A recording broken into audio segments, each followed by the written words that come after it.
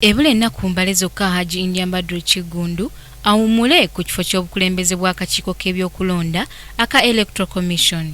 Kiggundu wamu ne bannabalala 7 bakuwaayo obuvunaanyizibwa bwabwe eri abakungu abalala abagenda okulonderwa pulezidenti Museveni mu bbanga eritali lya wala. Ababaka ba palamenti naddala abava ku ludda oluvuganya gavumenti bagamba nti Kiggundu talina kyakoledde eggwanga okujjako okugondera ebiragiro bya pulezidenti Museveni. Akakiiko kategeka kulonda Museveni.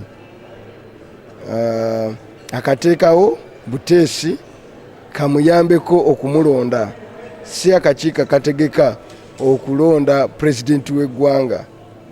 N'olwekyo avuddeko n'akakiiko kennyini eri ebbala abasinga bannayuganda ge balina, era ng'obwesige mu kakiiko ako nti ka mazima n'obwenkanya si bungi. Twali tulowooza nti abasajja ng'abo abasomyeko, abatambuddeko, abalina eddiini kuba badde musajja musiraamu nti bajja kusaasira eggwanga lino. Naye bw'otunuulira ne bazaasikira enjawulo teriiwo, kubanga bonna bazze mu kifo ky'okukolera eggwanga bajja kukolera muntu omupulezidenti Museveni. Y'omubaka wa Aru County Odonga Oto agamba nti okujjako ng'akakiiko k'ebyokulonda ketongodde tewali kyamakulu kiyinza kukavaamu kubanga kabeeraani ng'alondeddwa pulezidenti Museveni talina kyayinza kukyusa mu kakiiko kano. Even if he appoints Jesus to be in that position, he still has to dance to the tune of the appointing authority. And don't forget that the commission makes a decision by consensus in the commission. So of the 5 or 6 or 7 commissioners, the president appoints all of them.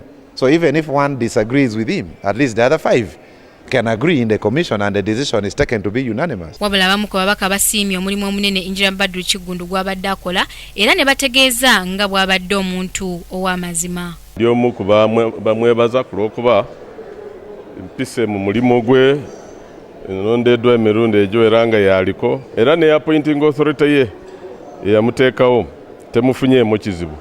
Bw'ogeraageranisa naye nali mu byakola olaba nti Kiggundu ali wala nnyo mu kuteeka akalulu mu ggwanga muno. Kati tumwebaza era twagala pulezidenti alonde omuntu omulala ayinza kubanga atereza ekintu at least nga bwekibadde oba okusingako naye nga tebifaanane bya NRM kati nga tangodde tetumwetaaga.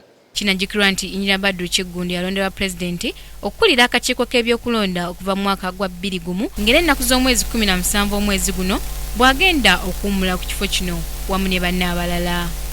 Kingdom TV, Samla Hanifa amalindirire.